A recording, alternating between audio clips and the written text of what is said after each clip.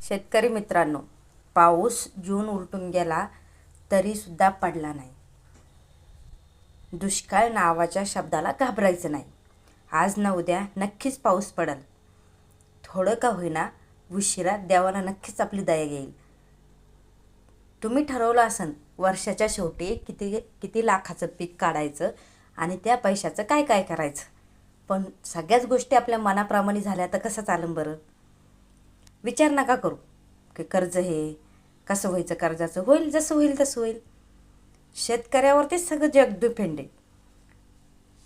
कारण शेतकऱ्यांनीच जर नाही पिकवलं तर मोठ्या मोठ्या कंपन्यासुद्धा उद्ध्वस्त व्हायला काहीच वेळ लागणार नाही. त्यामुळं घाबरायचं नाही. कर्जाचा डोंगर आहे म्हणून डगमगायचं नाही. आज ना उद्या पाऊस येईल, थोडासा का होईना आपल्याला हातभार लावून जाईल. शेतकरी मित्रांनो, घाबरायचं नाही. दुष्काळ आहे म्हणून डगमगायचं नाही. हिमतीने लढा. आज ना उद्या पाऊस येईल, घाबरू नका.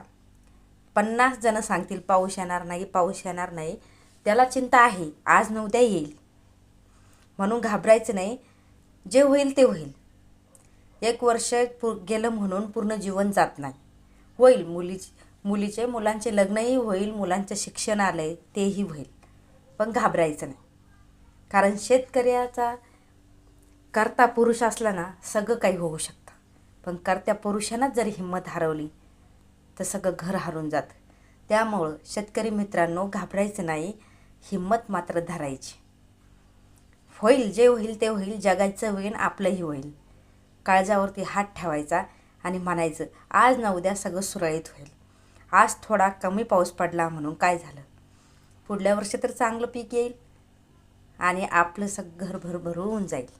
शेतकरी मित्रांनो, घाबरायचं नाही. हिंमत मात्र सोडायची नाही. लाईक करा, शेअर करा.